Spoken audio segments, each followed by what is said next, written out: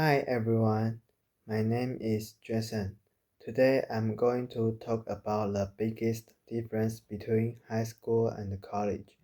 First, in high school, your schedule is fixed and the teachers remind you about homework, tests, and deadlines. But in college, everything is up to you. No one reminds you anymore, so managing your time and staying organized become extremely important. Second, daily life also changes a lot. In high school, you stay in the same classroom most of the day, but in college, you move around campus, switch classrooms, and find your own studies spots.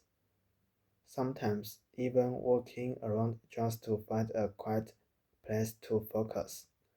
Finally, college gives you a lot more freedom. You can choose the courses you want, join clubs, meet people from different backgrounds, and explore what truly interests you. But with greater freedom also comes greater pressures because you need to take responsibility for yourself.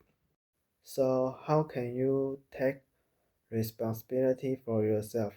You can create a weekly schedule, break big tasks into smaller steps, study in the same place every day to build a habit, or set simple goals like finishing homework before going out. But the most important thing is to remember why you are working hard.